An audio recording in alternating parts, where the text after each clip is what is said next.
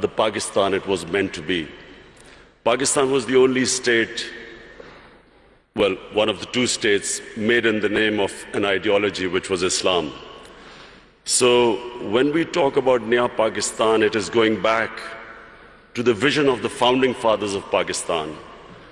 And what the founding fathers of Pakistan envisaged was a state based on the principles of the first Islamic state of Medina. And those principles were justice, meritocracy, a welfare state where the state took responsibility for the weaker section of the society, and above all, state to educate its people. So these were the principles which, very lofty principles, why Pakistan came into being. So when we talk about Naya Pakistan, it means going back to the principles of what the founding fathers stood for. And hence the struggle to educate our people, develop our human resources, strengthen our institutions, especially of justice. Sadly for us, some of those principles are more visible in, say, the Scandinavian republics, say in Switzerland, say in New Zealand, than in Pakistan, what was supposed to be an example for what an ideal Muslim state was supposed to be. You've mentioned so many important points that I'm going to go back to one by one. So working on human capital, fighting corruption, empowering the economy. Walk us through the economic agenda of your government now. Well, we have been in power for 60 days. We have inherited two big deficits: fiscal deficit, current account deficit. And so the immediate concern for our government is to increase our exports. We need to increase our exports because we have shortage of foreign reserves because of our current account deficit. We need to get more remittances through the banking channels because there are about 8 to 9 million Pakistanis who work abroad, who are living abroad. So we need to bolster our foreign exchange reserves, immediate improvement in exports, giving incentives to the exporters, getting Pakistanis to send remittances through the banking channels, because then we would have enough dollars. At the same time, clamping down on money laundering. It's a problem in most of the developing world where the money leaves the country through illegal channels, and then create the opportunities for investment. So these are the immediate measures we have been taking in these 2 months. Obviously, to get through this difficult period, we're looking for loans. And that's actually my next question, because with such an ambitious agenda, you require resources. How does your government plan to overcome the existing financing gap? Are we talking about loans, IMF program? What are the options you have on the table? Well, whatever reforms we do today, the impact will be in maybe 3 months, 6 months, a year's time. So right now we need to have loans to go through this difficult period of repaying or servicing our debts for our imports. So we are talking to both IMF, and also we are talking to friendly governments that we could have go through this difficult period to get loans. So you might be applying for another IMF program? Yes, we're talking to the IMF. What we are hoping is that we can do a bit of both, get some loans from friendly governments, at the same time get a loan from the IMF, and so to go through this period which we feel we have a tough period for the next 3 to 6 months. I'm going to go back to the point you mentioned in your first answer. So during your victory speech, your main point was fighting corruption in Pakistan. and powering the economy. How is your government aiming to ensure transparency so you can revive the investors' confidence in Pakistan and investing in Pakistan? Firstly, Lubna, you must understand that corruption is what makes a country poor. Corruption is the main difference between the developed world and the developing world. Countries are not poor because they lack resources. For instance, Congo has so many resources. It's one of the most resource-rich area in the world, as opposed to Switzerland, which comparatively hardly has any resources. The difference is that what corruption does is, it does two things. One, it destroys state institutions. When the ruling elite is corrupt, it can only make money by destroying all those institutions that are check and balance in the way of corruption. And secondly, corruption diverts money from human development to mega projects which give mega kickbacks, which leave a country indebted. So Switzerland is one of the most prosperous countries in the world because it has very good governance, it has strong state institutions, and it uses the money to develop its human resources. So in Pakistan, the challenge is, how do we strengthen our institutions enough to make it impossible for people to be corrupt, or corruption at a level which is manageable? And secondly, divert the resources to develop our human resources. This is the challenge of Pakistan.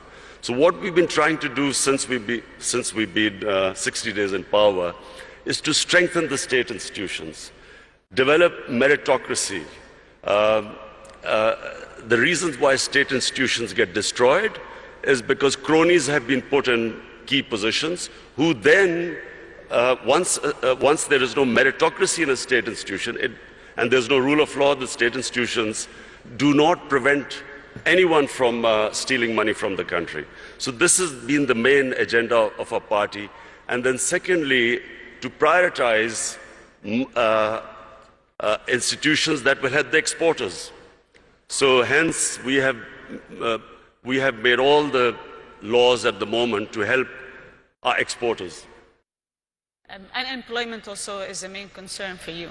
You've been very concerned about youth unemployment, training youth to be able to find jobs and creating jobs. Tell us more about the agenda in that particular field.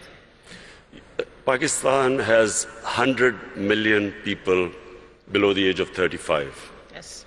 Now, in one way, that's a huge opportunity. But secondly, it is a big pressure on the government to find employment for this young population. We have embarked on a very ambitious program. Pakistan has 10 million shortage of houses. So we have embarked on this program that in the first 5 years, we will build 5 million houses. And so hence creating all the conditions, removing all the red tape that comes into the housing sector. Also, of course, trying to attract foreign investment for this housing.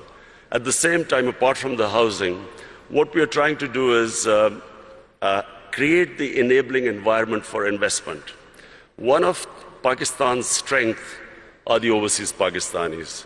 We have, as I said before, 8 to 9 million Pakistanis working abroad. We have, if we create the enabling environment, we will then be able to attract their investment. If you see the growth of China and India, one of the biggest, the first people who invested were the overseas Indians and overseas Chinese who came back. So we have this big resource lying outside Pakistan. Our main effort is to create the enabling environment, make it easy to do business, the ease of doing business, bringing down the cost of doing business, and attracting this investment. Speaking of China, you've always spoke about how good China is in bringing 700 million people out of poverty. And I think the China-Pakistan Economic Corridor, or what you call CIPEC, is being debated a lot lately. I would like to understand more about it from a Pakistan angle. First of all, let me just say two things about China. which for Pakistanis is very attractive. One is that China is the only country in human history which brought out 700 million people out of poverty in 30 years. Secondly, China has in the last 5-6 years really clamped down on corruption. In the last 4 years, I think they convicted about 415 government ministers in corruption cases.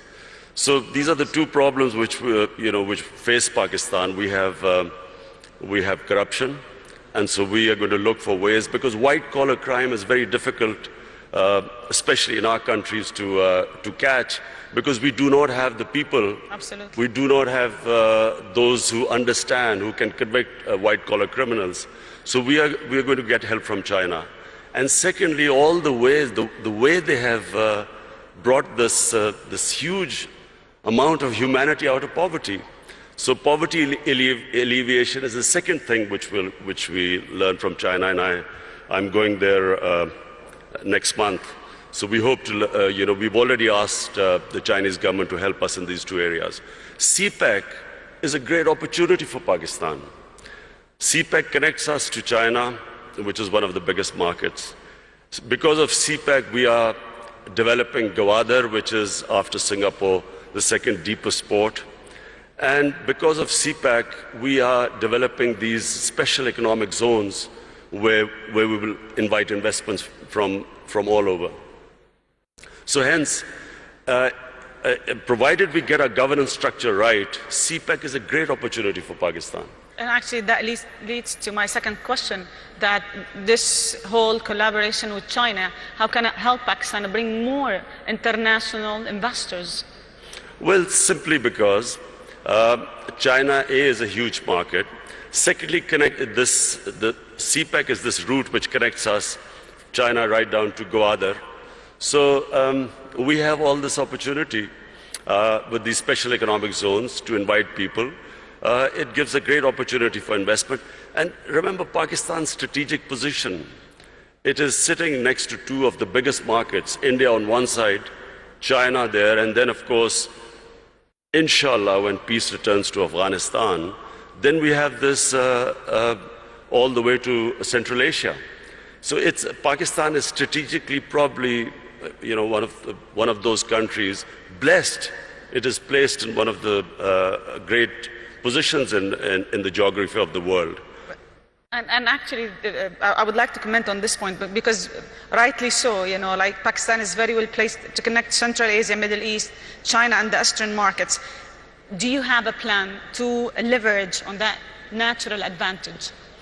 The plan is to create the enabling environment in Pakistan so that we can attract investors.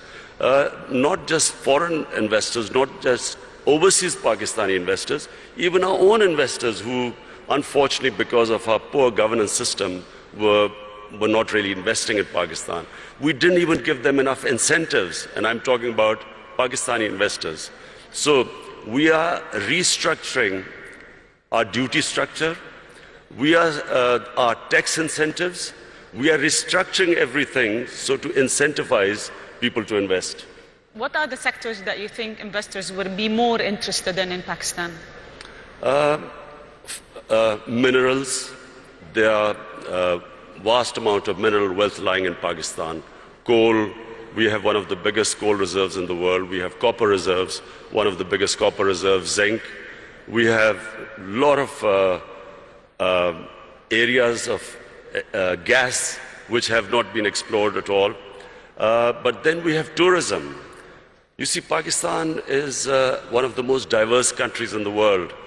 Pakistan starts with alpine in the north. We have alpine climate.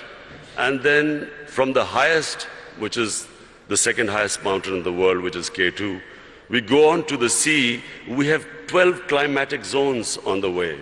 So we have, tourism has exploded in Pakistan. Our infrastructure cannot cope with the tourists. So that's one of the biggest opportunities to invest in our country. And then we have three types of tourism. We have religious tourism. North of Pakistan was the center of the Buddhist civilization. We have the oldest civilization in the world, which is the Indus Valley civilization in Mohenjo-daro. Peshawar is one of the oldest living cities in the world, 2,500 years old. Lahore, also one of the ancient cities. So Pakistan is a diverse country. It's unfortunately because of the war on terror, last 13, 14 years, we had this turmoil where tourism disappeared. But in the last 2 years, we have all records of tourism have been broken in our country. So that's a great area to invest. So you've mentioned 2 points, tourism and energy. You've spoken enough about tourism and what should happen and how the investment should be. But on housing is also, of course, 5 million houses we are building. That's another area we're expecting investment from abroad. Let me talk about energy, because I think finding a sustainable fuel and gas supply by investing in Pakistan's own production is vital for your economy. What's your plan to reducing energy dependency and really inviting international investors and local investors to invest in that particular field? You see, we have hardly had any investment in our mineral resources. And one of the reasons, as I said again, in the last 15 years, was this war on terror, where we became the center of terrorism, suicide attacks, and so investors would not come to Pakistan. Then we had last 10 years very poor governance, corruption. We did not give enough incentives for investors to come to our country.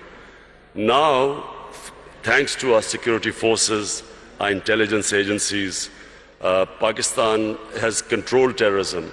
It's within Pakistan now, we have really clamped down on terrorism.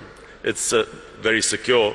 We still have problems, terrorism coming from Afghanistan, but that's why we are hoping that these peace talks, hopefully peace talks between Taliban and the Americans, we hope that once Afghanistan settles, then not only will there be no terrorism within Pakistan, but then we have this access all the way to Central Asia. So we did not have investment coming into gas, into other minerals, because we had turmoil in our country. Now with peace and stability, we have people coming in. We have some of the big giants in the energy sector now showing interest. In fact, in December, I think Exxon is coming in Pakistan. They're coming back to Pakistan. And also we want to give incentives for the people in the investors in the energy sector to come and invest in our country. Your Excellency, from here, from the FII, what message do you want to give the world about Pakistan? The message is that Pakistan is a country with great potential.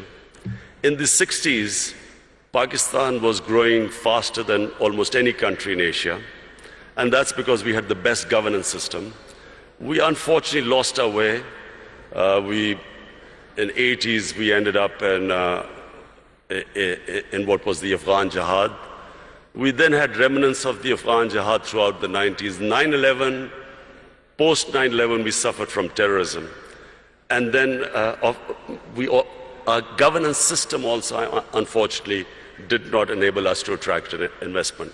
Now, Pakistan, in my opinion, is ready. I repeat, the biggest resource in Pakistan are the 100 million Pakistanis below the age of 35. It's a huge potential in the country. We have a diverse, mineral-rich country, one of the most fertile lands in the Indus Valley Basin. So today, the country stands where it is probably right now is the best time for investors to come to our country.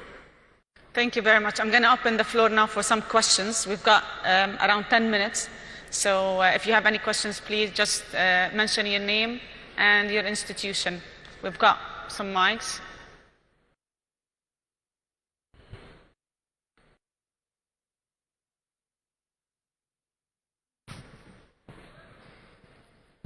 I think I was very comprehensive. We've got so many questions. Can we just pass the mics, please?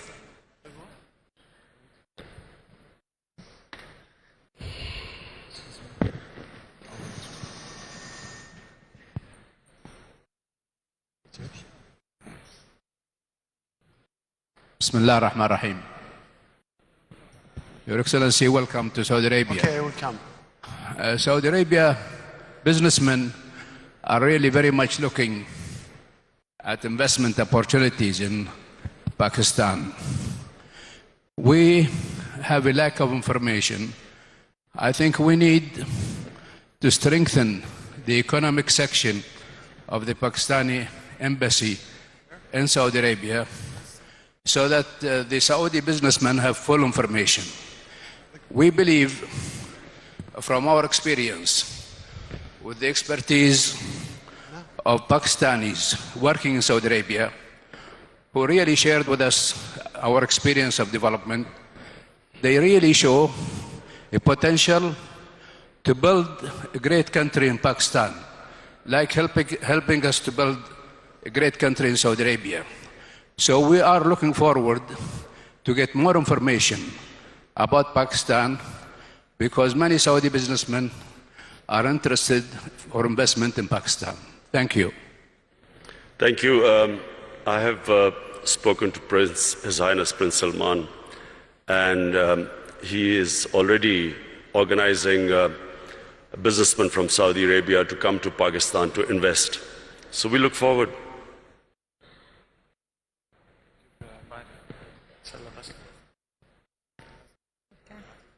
I'll take 2 more questions.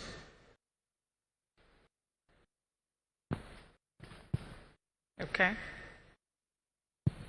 Hi Imran, I'm Vikram from Tech Mahindra. Very inspirational talk. You did mention about 100 million people below the age of 30. And you mentioned about minerals and oil and gas. Don't you think information technology also could be an avenue for Pakistan? Yes, Vikram. Information technology could be one area where we could not only improve our exports, but also provide employment to our young people. Unfortunately, we did not concentrate like India did in information technology. We've got left a bit behind, but now we are concentrating. We're organizing our IT sector so we can develop it. Yes.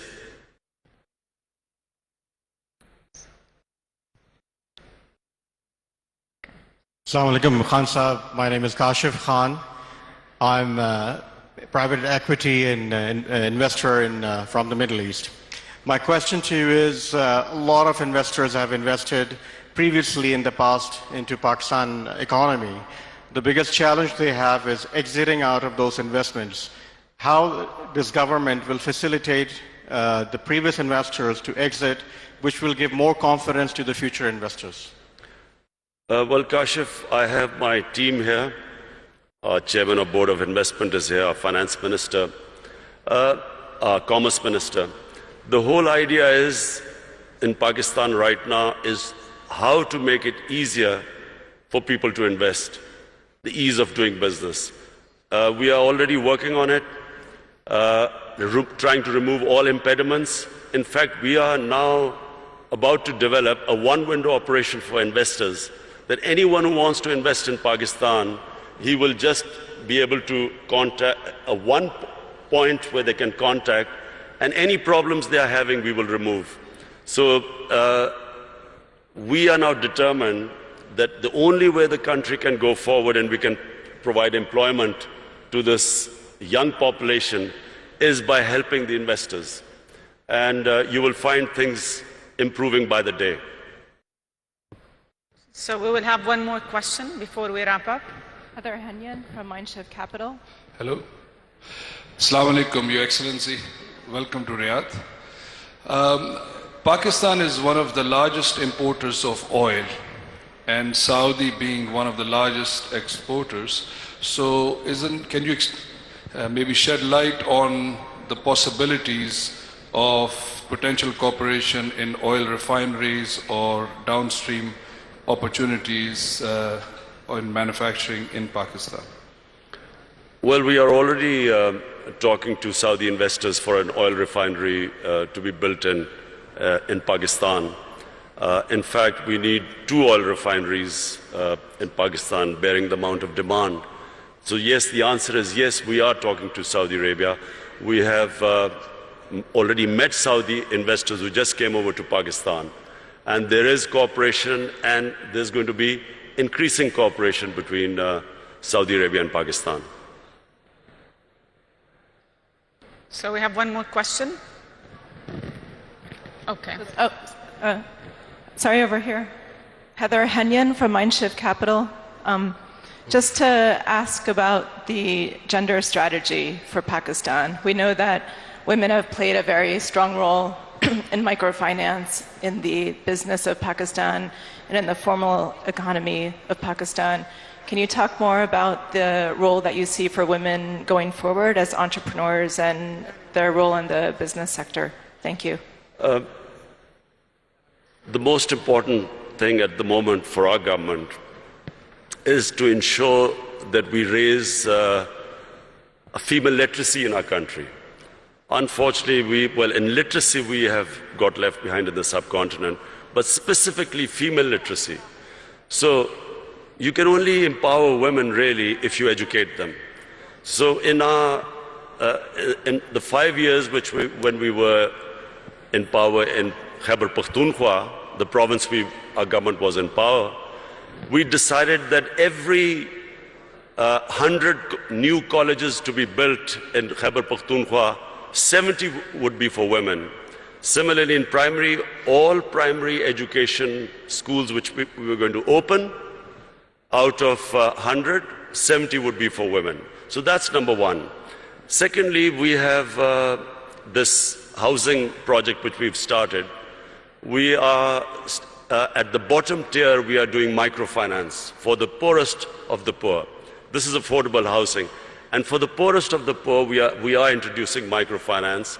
And there also we are involving women, because we find that they are always in microfinance, they always pay back the loans much better than the ratio which men pay back.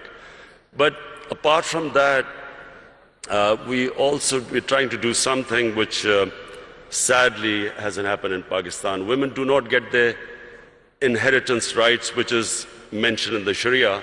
In Pakistan, in rural areas, women don't get their rights. So also financially empower them by ensuring that they get their inheritance rights. So we've got another question, please. Mr. President, this has been Hindi from Dubai, UAE. You have a great neighbor next to you, which is India, and they have great potentials to be a great partners with you. What is your efforts to let go all the past history and become one big nation, collaborating with each other in different fields and businesses? Thank you. Well, I'll answer my final question. Look, one thing Pakistan needs more than any other country right now is peace and stability. The last decade or more, specifically after 9/11, has been of the greatest turmoil to our country. A war which Pakistan had nothing to do with. Pakistan ended up losing almost 80,000 Pakistanis dead. Our tribal areas devastated by the war. Half of the population in the tribal areas internally displaced. Over $100 billion lost to the economy. And one of the reasons why we are at this stage where I'm talking about the 2 biggest deficits, fiscal and current account deficit, is because of this instability and the war, where investment just dried up at Pakistan. So what we need is stability. Now, stability means peace with all its neighbors. We have peace with India, we have peace with Iran, peace with China and Iran. Our problems are right now with Afghanistan and with India. Now, when I won the elections and came to power, the first thing I tried to do was to extend a hand of peace to India. Unfortunately, and I think it's because of the Indian election coming up, and because, sadly, anti-Pakistan rhetoric brings in votes, I'm afraid we got no response from India. In fact, got rebuffed by India. Now, what we are hoping is that we'll wait till the elections, then again we will resume our peace talks with India. Peace with India is important not just for Pakistan, but for India as well. All the money that should be diverted to our human resources ends up being diverted to non-productive arms race. And secondly, peace with Afghanistan, peace in Afghanistan. It's critical for Pakistan because at the moment, the low amount of terrorism coming into Pakistan is from Afghanistan. And so it's for us, for Pakistan, it's extremely important that we have peace with both the neighbors. And I can tell you, my government will be trying its best. We are all in Pakistan, there is a consensus amongst all stakeholders that what this country right now needs peace and stability. And only peace and stability will allow us to bring in investment, to most of all, to alleviate poverty, give employment to our young population. So we will wrap it here. Thank you very much for joining us, and thank you for sharing with us all this. The Prime Minister of Pakistan, thank you. عالمی سرمایه‌کاری